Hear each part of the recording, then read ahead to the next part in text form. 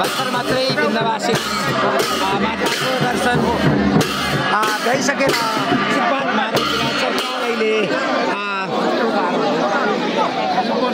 अहिले कन्याका साथमा अहिले बिन्दवासिनी माताको मन्दिर अगाडि अहिले यहाँ विराजमान भइरहेको अवस्था छ।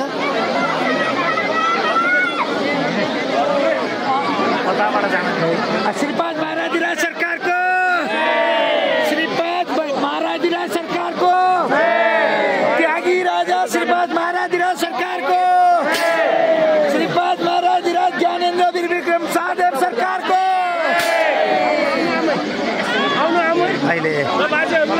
अहिले नागरिकहरू आमाहरूको तर्फबाट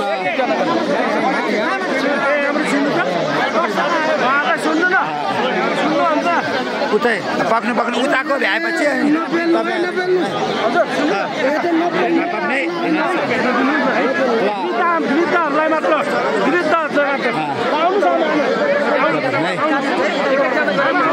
उताको भ्याएपछि नि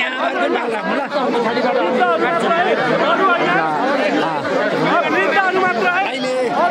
नागरिकहरू आफ्ना प्यारा राजालाई पुष्पगुच्छाले दर्शन गर्नको लागि लामो अवस्था छ। उहाँलाई त माओवादीले कुटेर त्यस्तो बनाएका हुनुहुन्छ बिचरा। उहाँलाई माओवादीले यो राष्ट्रता हटाउने खालका प्रपञ्चकारीहरू हटाएको अपाङ्ग बनाएको अभिव्यक्ति गर्नको लागि राजाको क्रममा आएको अवस्था छ भने अत्यन्त भिडभाडका बिचमा पनि कार्यक्रमलाई भव्य सभ्य बनाउने गराउने जमरको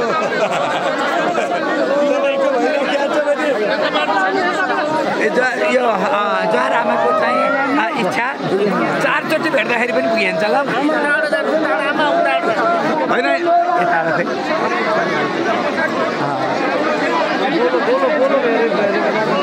आफ्ना हातमा पुष्पगुच्छा लिएर राजाको स्वागतको लागि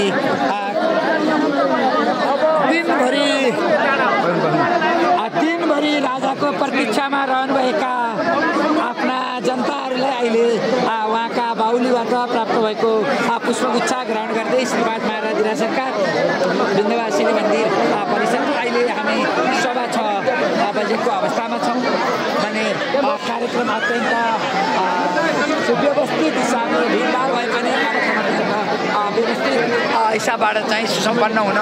गइरहेको छ। दिनभरि हामी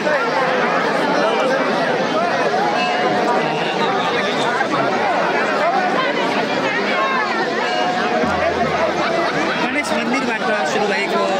पूजा अर्चना सहितको क्रम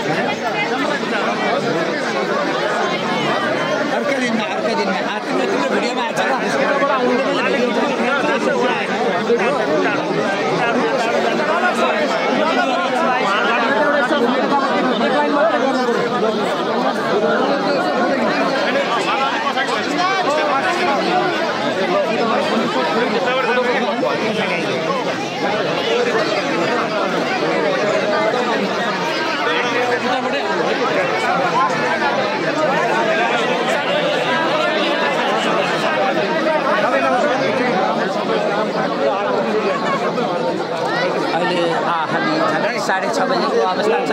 2081 साल 2081 साल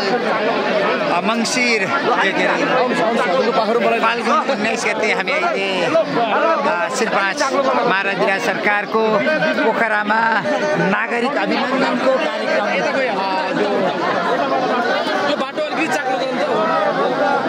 गणेश मन्दिरबाट सुरुवात भएको थियो। अहिले विन्ध्यवासिनी मन्दिरको पूजा अर्चना पश्चात यो नागरिक अभिनन्दन कार्यक्रम अहिले झन्डै झन्डै अब समापनको क्रममा भएको छ भने हरेक नागरिकलाई राजासँग टाँसिएरै बस्न मन लागेको छ। राजालाई लिएर आउनुहोस् आफ्ना प्यारा राजा सबैलाई एउटै अब त 4 चोटि आउनु नि 4 चोटि आएर अहिले लास्टमा फेरि पनि पुष्प उच्चार गर्ने अवस्था छ भने हरेकको मनमा बसेका राजा कसैले फालिने अवस्था छैन र यी राजनीतिक दलहरूले प्रपञ्च गरेर हामी नेपाली जनताहरूलाई निरीह भेडा झैँ बनाएर चाहिँ नेपालबाट राज संस्था को अन्त्य गर्ने कुचेष्टा गरे पनि त्यो अवैधानिक प्रक्रियालाई समेत हामी अवैधानिक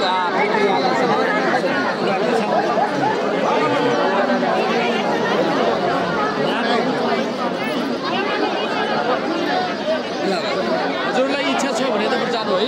यता पछाडिबाट लाइनमा गएर झगड्नु सबैलाई इच्छा छ।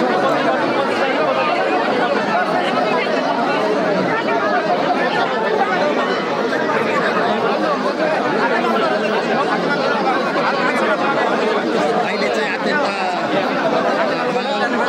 राजालाई आफ्नै हातले दिन सकिने माहौल पनि अहिले बनिरहेको अवस्था छ। विन्ध्यवासिनी माताको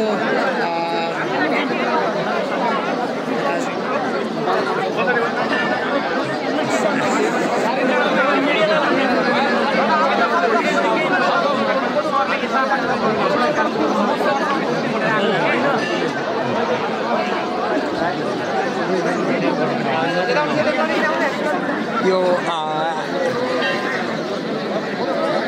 महाराज सरकारलाई पुष्प उच्चार्पण गर्दै फोटो खिच्न खोज्नेको यो दस्तावेज बनाउन खोज्नेहरूको पो यहाँ भिड छ त बिचरा होइन। आफ्नो आफ्नो राजभक्ति देशभक्तिको क्रम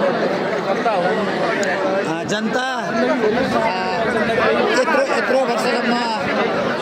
छायामा पारिदिएका राजालाई भेट्दाखेरिमा चाहिँ जनताहरू अहिले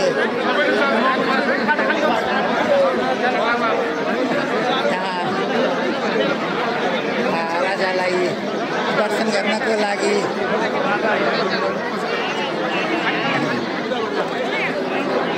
ओहो ल यिनले फोटो खिच्न भ्याए ल बधाई छ तिमीलाई भाग्यमानी लकी ल राजासँग